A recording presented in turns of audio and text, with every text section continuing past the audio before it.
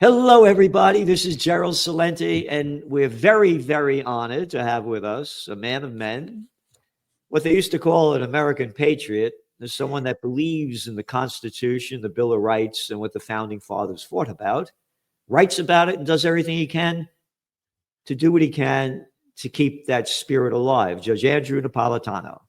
Judge, thank you for being here. And this is the day before Thanksgiving. And that used to be a holiday when you were thankful and blessed for the wonders and beauty of life and joy that were given to us as citizens of America. And that's not kind of like the Thanksgiving we have right now. We have crime syndicate running the country that the people calls the government. And it almost doesn't matter who's in the White House or which party controls the Congress. For all of his talk of peace, Donald Trump appears to be appointing I won't say a cabinet, because a lot of these people are not technically in the cabinet, but an executive branch as bellicose, warlike, and Zionist as the one it will replace. And with a few exceptions, like former Congresswoman Tulsi Gabbard as the director of national intelligence, a job that shouldn't exist. Let her run the CIA, but whatever. She's technically the boss of the CIA. With the exception of her, we really have a bunch of neocon and Zionist retreads. She's very pro-Zionism, I didn't know that. She's very good on many issues of spying, but I'm not surprised that she's a Zionist, because that's Trump's mantra. Oh, no, I read the article. We wrote about it in the Trends Journal. About how we have to beware of Islamophobia because it's going to be taking over the world, and that we support Israel's right to defend itself. The Attorney General nominee, well, not technically the nominee, the person who wants to be Attorney General, Pam Bondi, I ran this clip a couple of times this week on Judging Freedom, told Fox News a year ago now, the fall of 23, that students, whether they're American or foreign, who demonstrate against Israel on college campuses should either be thrown out of the country or interrogated by FBI agents. What about the First Amendment? This lady's going to be running the Justice Department and the FBI, and she thinks FBI agents can interrogate you because of your political opinions? That's exactly what the First Amendment was written to prohibit. Now, we haven't even gotten to Hegseth and Rubio and Mike Waltz yet. I mean, this is not the Trump that he said he would be. Yep. Judge, maybe these are favors to Mrs. Edelman. Again, it's by their deeds you shall know them. And as we talked about last week, Trump said he's going to end the Ukraine war when he gets into office within 24 hours. That's a quote. And so far, we haven't heard a peep coming out of him about the Biden administration ramping up the Ukraine war by letting them use the long-range missiles. And now it's been reported that Biden is looking to send another $24 billion of our money to keep bloodying the killing fields over there. Now, I've heard from you, I think you said there's 200 and how much billion we've sent them already? We've sent them we don't know the exact number, but we know the parameters. It's between 240 and 265 billion. These numbers are mind-boggling. And Jake Sullivan, the National Security Council or National Security Advisor, who's buddy with his successor appointed by Trump, Mike Waltz, said that they have 7 billion in the pipeline, meaning authorized but not yet distributed. So old Joe, really Tony Blinken and Jake Sullivan, want another 24 billion. That'll give them 31 billion to spend in 2 months. Now, I don't think Congress will go along with the 24. The 7 they've already authorized. It's in the pipeline. It's there to be spent at the president's discretion. He can send over cargo planes full of $100 bills, or he can send over equipment that we have, which we probably need in reserve, God forbid, if we need it for our own defense. And then the money will go to the arms manufacturers here in the U.S. to pay them to make equipment to replace that which he's sending over.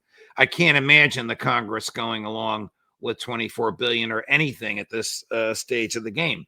Biden's foreign policy and domestic policy was soundly repudiated by the electorate. The Republican House is now decidedly, I'm not a fan of the Republican House, but on this I agree with them. The Republican House is now decidedly anti-Ukraine. I don't think he's going to get that to $24 billion. But why is he asking for it? Because he wants to extend the killing, as you say, and he wants a conflagration, a great explosion, metaphorically speaking, in Ukraine to happen on Donald Trump's watch. You know, Judge, you write an article, and everybody, by the way, you have to go to Judging Freedom if you really want to know what's going on, and behind not the crap that you're hearing from the mainstream media, but these are experts in various fields giving you the facts about what's going on with the Israel war, the Ukraine war, and on and on. You want to go to Judging Freedom, judgingfreedom.com. What guests you have coming up, Judge? Later today, Max Blumenthal, Professor John Mearsheimer, our mutual friend, Phil Giraldi, and Matt Ho, just returning from 8 days in Palestine. 6'4" ex-Marine, roughed up by the IDF because he stepped over the border from Israel to Gaza. Literally put his foot over that border and they pushed him around. He's got some harrowing stories to tell. Harrowing. He wept, 6'4" Marine who wept at the sight of these babies with no arms and no legs. And where's the outrage in this country about that? There is no outrage from the Biden people. They paid for this, and there is apparently no outrage from the Trump people. They're all ardent Zionists. Even the one decent one among them, Tulsi Gabbard, the ex-Democrat, I didn't know until you reminded me that she too is an ardent Zionist. Yep. So Trump's senior executive leadership, to a person, are ardent Zionists. You know, Judge, you have an article coming out, and will be out tomorrow, about Thanksgiving. And you begin it by saying, government requires make-believe. Make-believe that the king is divine. Make-believe that he can do no wrong, or make-believe that the voice of the people is the voice of God. Make-believe that the people have a voice, or make-believe that the representatives of the people are the people. Make-believe that governors are the servants of the people. Make-believe that all men are created equal, or make-believe that they are not. And this is from Edmund Morgan. I don't know who he is.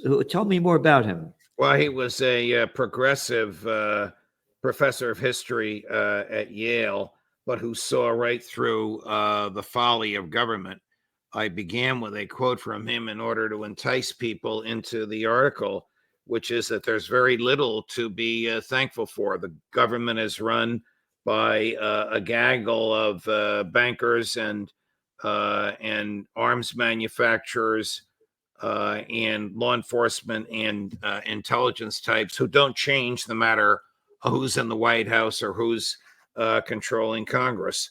They think that our liberties come from them like a water faucet, and they can turn it on and turn it off when they want. They're going to keep us in debt, and they're going to keep us in war.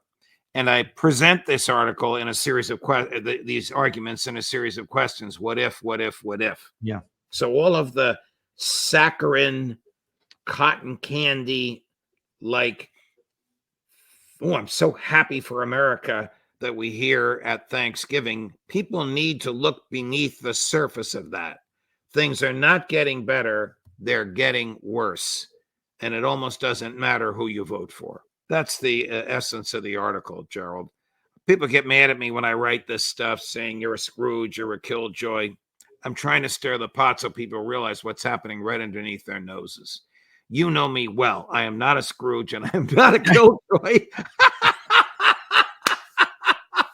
Well, look, I'm an anti-Semite because Right. I'm against the Israel genocide. Right. Oh, the whole International Criminal Court is anti-Semitic because they had the chutzpah to indict Netanyahu. Come on.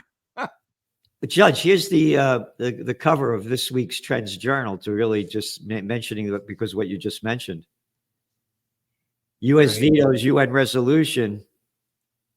Right? Right. Yeah. Biden. Keep the genocide going, and we'll keep giving you the bombs for the slaughter. That is true. That is true. Every time there's a Security Council resolution to stop the killing, the U.S. vetoes. It'd be interesting to see what Trump does. My opinion, same thing. He has $100 million debt to Mrs. Adelson. He doesn't want her to be furious. Oh, you look at the people that he's brought into the office, and the guy, the Middle East envoy, one after another. These are Jewish guys that donated, that got Trump a lot of money when people were condemning what Israel was doing. And he got a lot of money from them. And the people that I forgot his name, the guy that's the Middle East envoy that Trump selected. Yeah, he wrote about it. I don't know who it is either. Yeah. Well, I know the guy's name. I know he selected an ardent Christian nationalist Zionist whom I used to work with, Mike Huckabee, to be the U.S. ambassador to Israel. It's not really a policy-making job. It's just sort of a PR job. And I know his representative to the UN is a former toilet salesman by the name of Matt Whitaker, who was acting attorney general for a couple of months and was an utter failure in that job. Trump is rewarding loyalists. He wants loyalty over competence. And our friends, our libertarian, small government, free market, maximum individual liberty friends, I don't want to mention their names. We can if you want, who told us they were for Trump, they were for Trump, they were for Trump, they believed what he said, are already distancing themselves from him, and he's not even sworn in yet. Yep. You write this article. What if the government's true goal is to perpetuate its own power? What if the real levers of government power are pulled by agents, diplomats, bureaucrats, donors, central bankers, and arm manufacturers? What if they have power no matter who is elected president or which political party controls either house of Congress? Judge, what you just wrote here is exactly what's going on in America. Look at the presidential election. Look at the billionaires that gave them hundreds of millions to either candidate. They say that Kamala Harris got like $2.3 billion to run the campaign, and Trump about $1.2 billion. And what Musk come in, right? Musk is now a mouthpiece for him, and he's one of the richest guy in the world. This is who's running the government. The banksters, the billionaires. We're nothing more than plantation workers of Slavelandia. That's all it is. The facts are right there. You cannot run for office in this country unless you have a lot of money behind you. Right. No exaggeration. No exaggeration.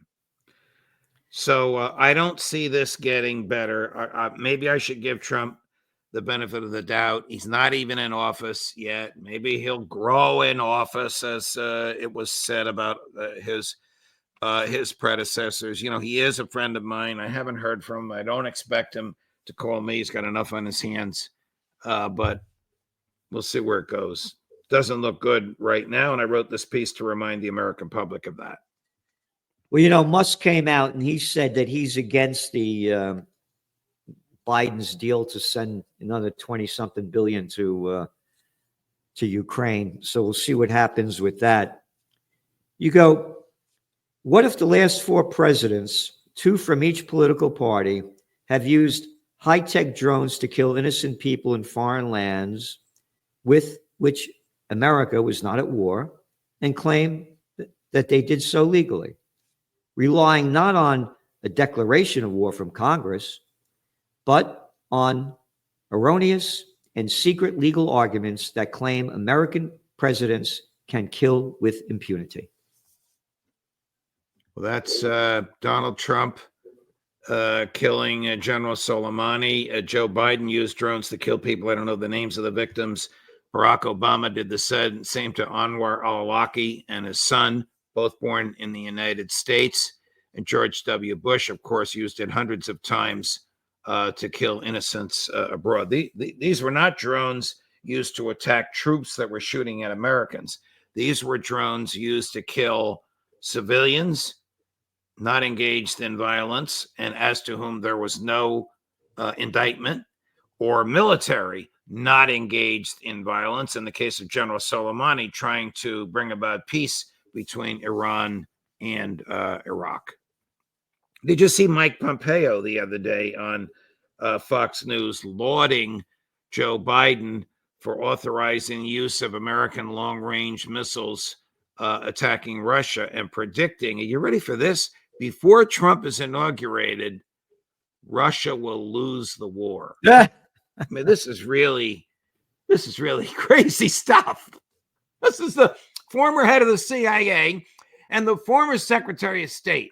Probably not happy that he's not going to be in this administration. Trump actually made an announcement shortly after election day. I got to quell the rumors. Nikki Haley and Mike Pompeo will not be in my administration. I enjoyed working with them last time. They're not going to be around this time.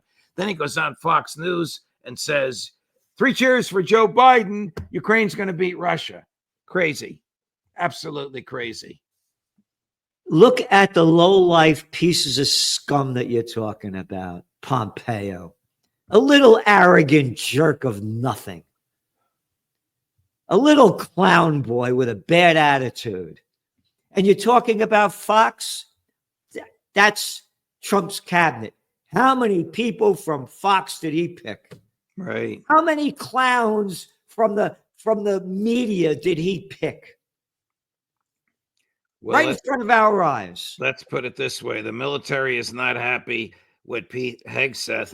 But the pharmaceutical industry is very happy with, I'm not sure of her name, Jeanette Neshawarich, a physician who appears on Fox from time to time as the head of either the FDA or the CDC. I think the head of the CDC. What a world. Yep. Oh, and she was the one that was selling the COVID jab all the time, right? Correct. Yep. And another fellow from Fox was going to be the Secretary of Transportation, Irish name, I forget the last name, first name Sean Duffy, former member of Congress. Decent, harmless guy, but a big government guy. You know, when you mentioned about the last 4 presidents and who they killed, these are murderers. Yes. They're murderers. Yes. These were acts of murder because there was no declaration of war and there was no due process. I mean, it's not like these people were about to kill somebody else, and so it was justified to kill them first. None of them were indicted. The government wasn't looking for any of them. There was no interaction with the judiciary. It was just put them on the list and kill them. Yeah, again, as you said, under the claim that they were a threat to America, right? Correct. So that gives the president immunity, thanks to the Supreme Court, for these acts of murder. So if I think somebody is a threat to me, I could kill anybody I want. You're not the president of the United States. I wish you were. No, I wish you were.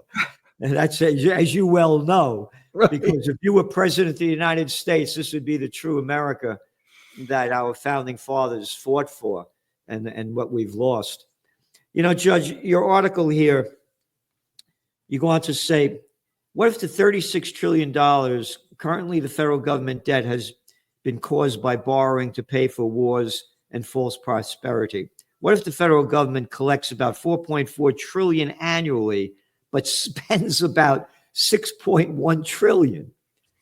What if the feds borrow money to pay $1 trillion in interest annually? What if it is insane to borrow money and use it to pay interest on money you've already borrowed. I mean, this is almost the definition of insanity. If you suggested this in an economics class, you'd flunk. And that's what we have running our country, insane people. And this country is going down. And I'm very concerned, as is Scott Ritter and a number of other people, about a nuclear war. And now they say there's a ceasefire in Lebanon, big deal. They're still slaughtering the people in Gaza. But I read Netanyahu's speech that after the ceasefire was approved of, and he went on to say, these achievements are a source of awe and admiration, you ready? Across the globe. And they are projecting Israel's might throughout the Middle East. Israel might throughout the Middle East. You're bombing the hell out of a place, Gaza, the size of Philadelphia, and Lebanon, 5.7 million people, a country the size of Connecticut, and you're telling me how powerful you are? Here's where it gets ugly. First, the head of the octopus, Iran. We destroyed major parts of Iran's air defense system and missile manufacturing capabilities, and we demolished a significant component of their nuclear programs. I am determined to do anything needed to prevent Iran from obtaining a nuclear weapon. That threat has always been my top priority and is even more so today. When you hear Iran's leaders state over and over again their intention to obtain nuclear weapons, for me, removing that threat is the most important mission to ensure the existence and future of the state of Israel. The only reason that they signed the ceasefire in Lebanon is because the IDF was getting slaughtered, and the IDF will not release those numbers. And still, the one remaining fanatic in the war cabinet voted against the ceasefire, even though the IDF begged for the ceasefire because they can't take it much longer. So Netanyahu is as deceptive as he's always been. So going back to nuclear war, he's coming out against Iran. And again, just listen to the language. Does he admit that Israel has a nuclear weapon? Because if they do, they haven't signed any of the protocols that international law and American law requires. They have what, between 200 to 400 nuclear warheads, right? Yes, they do. So the technology stolen by a character named Jonathan Pollard from American technology. Again, he begins it by saying, I am determined to do anything needed to prevent Iran. I am determined. It's what you wrote about in your article. I am determined. All you people out there, you don't mean crap. I am determined. I am your leader. That's the attitude of these politicians that are running a country near you.